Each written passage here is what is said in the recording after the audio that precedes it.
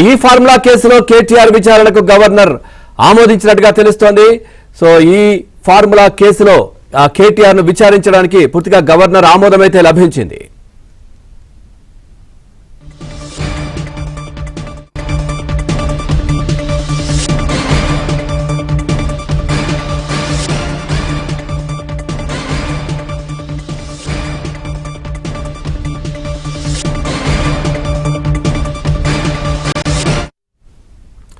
ఇదే విషయానికి సంబంధించి మరింత సమాచారాన్ని మా క్రైమ్ కరెస్పాండెంట్ ప్రవీణ్ అందిస్తారు. ప్రవీణ్, పూర్తి డీటెయిల్స్ ఏంటి? ఈ ఫార్ములా కేసులో కేటీఆర్ విచారణకు గవర్నర్ ఆమోదించినట్టుగా తెలుస్తా ఉంది.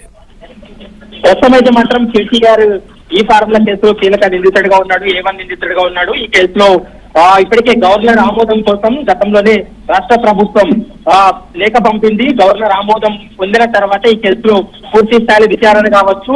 మరోవైపు ఛార్జ్ షీట్ వేసి విచారణ జరిపేటువంటి అవకాశం అయితే కనపడుతుంది. కొద్ది నిమిషాల క్రితమే గవర్నర్ కూడా ఆమోదం తెలిపినటువంటి సందర్భం కూడా కనపడుతుంది. కాబట్టి ఈ ఫార్ములా కేసులో ఒక కీలక పరిణామం చోటు చేసుకుందనేది కూడా మనం భావించాల్సి ఉంటుంది.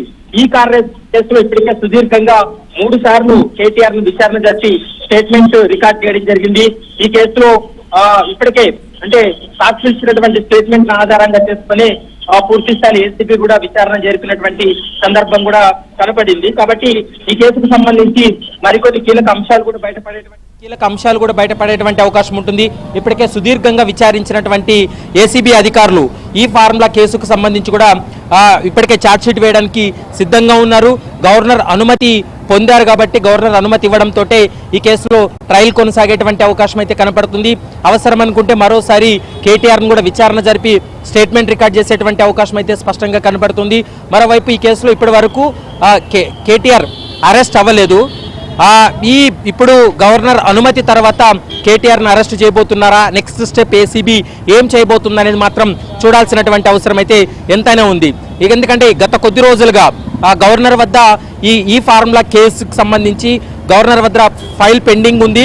ఎట్టకేలకు గవర్నర్ ఆమోదం తెలపడం వల్ల ప్రస్తుతం అయితే మాత్రం ఈ కార్ రేసింగ్ కేసుకు పూర్తిగా ఇటు జ్యుడిషియల్ గా వాళ్ళు ట్రయల్ జరపడానికి కానీ ఛార్జ్ షీట్ వేయడానికి ఎలాంటి అడ్డంకులు లేవు. కావాలనుకుంటే ఈ కేసులో కేటీఆర్ ని అరెస్ట్ చేసి జ్యుడిషియల్ రిమాండ్ కూడా తరలించేటువంటి అవకాశం అయితే స్పష్టంగా కనపడుతుంది. మరోవైపు ఈ కేసుకు సంబంధించి మనం చూసాము. ఎందుకంటే గతంలో బీఆర్ఎస్ గవర్నమెంట్ లో ఈ కార్ రేసింగ్ నిర్వహించినటువంటి సమయంలో దాదాపు 55 కోట్ల రూపాయల వరకు కూడా నిధులు దుర్వినియోగం జరిగిందనేటువంటి అంశాన్ని ఏసీబీ కూడా గుర్తించడం జరిగింది. ఎఫ్ఈఓ కంపెనీతో వీళ్ళు చేసుకున్నటువంటి ఒప్పందాలపైన మరోవైపు ఎఫ్ఈఓ కంపెనీ నిబంధనలు ఉల్లంఘించింది.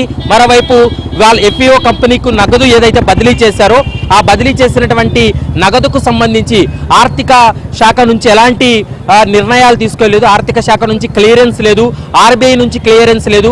కాబట్టి ఇవన్నీ నిబంధనలు ఉల్లంఘించి ఈ ఫార్ములా రేసింగ్ నిధులు దుర్వినియోగం జరిగాయనేటువంటి అంశాన్ని కూడా గతంలోనే ఏసీబీ అధికారులు గుర్తించినటువంటి పరిస్థితి కనపడుతుంది. ఏసీబీ గుర్తించినటువంటి అంశాలన్నింటినీ ఆధారంగా చేసుకొని ఒక రిపోర్ట్ను తయారు చేసి రాష్ట్ర ప్రభుత్వానికి కూడా అందజేసినటువంటి పరిస్థితి ఉంది. రాష్ట్ర ప్రభుత్వం గవర్నర్కు పంపించారు. గవర్నర్ కొద్ది నిమిషాల క్రితమే ఆమోదం తెలిపినటువంటి పరిస్థితి కూడా స్పష్టంగా కనపడుతుంది. కాబట్టి ఈ కేసులో మరి కేటీఆర్ను కేవలం కోర్టులో ఛార్జ్షీట్ వేసిన తర్వాత ట్రయల్ కొనసాగేటువంటి అవకాశం ఉంటుందా, ఈ కేసులో కేటీఆర్ని అరెస్ట్ చేయబోతున్నారా లేదా అనేది మాత్రం చూడాల్సినటువంటి అవసరం ఉంటుంది. ఇప్పటి వరకు కూడా ఇటు బీజేపీ కావచ్చు కాంగ్రెస్ మధ్య ఒక వార్ నడిచింది. ఎందుకంటే కేటీఆర్ పైన జ్యుడిషియల్ ఎంక్వైరీ కావచ్చు లేదా ఫర్దర్ ఇన్వెస్టిగేషన్ కోసం గవర్నర్కు అనుమతి కోసం పంపితే ఇప్పటి వరకు గవర్నర్ అనుమతించట్లేదు అనేటువంటి అంశాన్ని ఒకవైపు కాంగ్రెస్ చెప్తూ వస్తుంది. ఎట్టకేలకు గవర్నర్ ఆమోదం తెలిపారు. దీంతో ఈ ఫార్ములా కేసులో మరింత సుదీర్ఘమైనటువంటి విచారణ జరిపి ఈ కేసులో ఛార్జ్షీట్ ఫైల్ చేసేటువంటి అవకాశాలు కూడా స్పష్టంగా కనపడుతున్నాయి. ఈ కేసులో ఇప్పటికే ఐఏఎస్ అధికారుల నుంచి రికార్డ్ చేసినటువంటి స్టేట్మెంట్లు కావచ్చు, ఎఫ్ఈఓ కంపెనీ సీఈఓ తోటి ఆన్లైన్ ద్వారా వేరే కంట్రీలో వాళ్ళు ఉన్నారు కాబట్టి ఆన్లైన్ ద్వారా వారిని విచారణ జరిపి వాళ్ళ స్టేట్మెంట్ ఇవ్వడం జరిగింది. మరోవైపు హెచ్ఎండిఏ కమిషనర్ కూడా ఇప్పటికే స్టేట్మెంట్ ఇవ్వడం జరిగింది. కేవలం అప్పటి మంత్రిగా ఉన్నటువంటి కేటీఆర్ ఆదేశాలు ఇవ్వడం వల్లనే తాము ఈ నిధులను బదిలీ చేశామనేటువంటి అంశాన్ని స్టేట్మెంట్ ఇచ్చారు. కాబట్టి ఈ ఫార్ములా కేసులు నిధుల గోల్మాల వ్యవహారంలో కేటీఆర్ కీలక పాత్ర పోషించాడు, కేటీఆర్ఏ కర్త కర్మ క్రియ అనేటువంటి అంశాన్ని అయితే మాత్రం ప్రస్తుతం ఏసీబీ ఒక నిర్ధారణకు కూడా రావడం జరిగింది. దాని ఆధారంగా చేసుకొని ఈ కేసులో ఏసీబీ అధికారులు A1 నిందితుడిగా కేటీఆర్ను కూడా పెట్టినటువంటి సందర్భాన్ని కూడా మనం చూసాం. మరి నెక్స్ట్ స్టెప్ ఏం చేయబోతున్నారు, నెక్స్ట్ ఎలాంటి నిర్ణయం తీసుకోబోతున్నారు అనేది మాత్రం చూడాల్సినటువంటి అవసరం ఉంటుంది. రైట్ ప్రవీణ్, పూర్తిగా మౌఖిక ఆదేశాలతోనే ఆ డబ్బు రిలీజ్ చేయడం కావచ్చు, ఇట్లాంటివన్నీ కూడా అప్పుడు జరిగాయి కదా. సో ఆర్థిక శాఖకు సంబంధించిన అధికారులు లేదంటే దీంట్లో ఇన్వాల్వ్ అయినటువంటి వాళ్ళని మళ్ళీ పిలిచి మాట్లాడే ఎంక్వైరీ చేసే అవకాశాలు ఏమైనా ఉన్నాయా? సో పూర్తి డీటెయిల్స్ తో పాటు కేటీఆర్ ను విచారించే అవకాశాలు అందుకే ఆలస్యం అయిందా అనుకోవచ్చా ఈ విధంగా? ఎగ్జాక్ట్లీ ఈ కేసులో ఎందుకంటే మనం హెచ్ఎండిఏ ఖాతా నుంచినే ఈ నగదు అనేది బదిలీ అయింది. కేవలం వాట్సాప్లో కేటీఆర్ ఆదేశాల మేరకు, మౌఖిక ఆదేశాల మేరకే ఈ నగదును FEO కంపెనీకి బదిలీ చేయడం. ఆ బదిలీ చేసిన తర్వాత కాంగ్రెస్ గవర్నమెంట్ వచ్చిన తర్వాత ఈ ఫార్ములా కార్ రేసింగ్ అనేది నిర్వహించుకోకుండా వాళ్ళు చేసుకున్నటువంటి ఒప్పందాన్ని ఉల్లంఘించడం, ఇలాంటివన్నీ కూడా జరిగాయి. కాబట్టి దీనిపైన రాష్ట్ర ప్రభుత్వం దృష్టి పెట్టి ఇందులో అంటే నిధుల గోల్మాల్ జరిగిందనేటువంటి అంశాన్ని గుర్తించిన తర్వాత హెచ్ఎండిఏ కంప్లైంట్ మేరకే ఏసీబీ దర్యాప్తు కొనసాగించింది. ఏసీబీ దీంట్లో చాలా మందిని ఇన్వెస్టిగేషన్ చేసింది, ఈ కేసులో నిందితులను ఇన్వెస్టిగేషన్ చేసింది, ఇందులో సాక్షులను యొక్క విచారణ జరిపింది, టెక్నికల్ ఎవిడెన్స్ సేకరించింది. ఎందుకంటే ఈ హెచ్ఎండిఏ ఖాతా నుండి డబ్బు FEO కంపెనీకు ఏ విధంగా నగదు బదిలైంది అనేటువంటి అంశానికి సంబంధించి కూడా పూర్తి స్థాయి విచారణ జరిపింది. అది కూడా వీళ్ళు క్రిప్టో కరెన్సీ రూపంలో ఆ నగదును కూడా పౌండ్ల రూపంలో నగదును FEO కంపెనీకు కూడా బదిలీ చేశారు. కాబట్టి ఈ అంశాలన్నిటిపైన దృష్టి పెట్టింది. ఈ 55 కోట్ల వ్యవహారానికి సంబంధించి అయితే మాత్రం దుర్వినియోగంలో కేటీఆర్ పాత్ర చాలా కీలకంగా ఉందనేటువంటి అంశాన్ని గుర్తించి ఈ కేసులో అతన్ని A1 నిందితుడిగా కూడా చేర్చినటువంటి సందర్భం ఉంది. ప్రస్తుతం అయితే గవర్నర్ ఆమోదం అయింది కాబట్టి నెక్స్ట్ స్టెప్ ఏసీబీ ఎలాంటి నిర్ణయం తీసుకోబోతుంది అనేది మాత్రం చూడాల్సినటువంటి అవసరం ఉంటుంది. Pavan, right, thank you Praveen, thanks for the updates.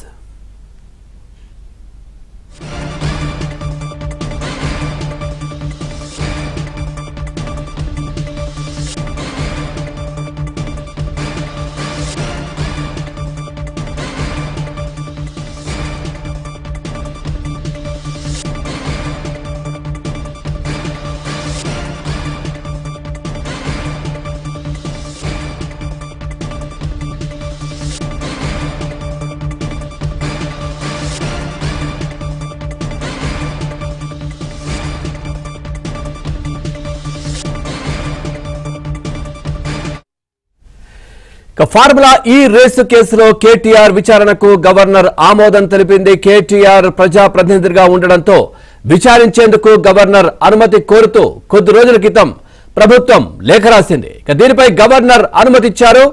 Formula race లావాదేవీల విషయంలో కేటీఆర్ పై అభియోగాలు ఉన్నాయి. విచారణ తర్వాత ఛార్జ్ షీట్ దాఖలు చేసే అవకాశం కూడా ఉంది.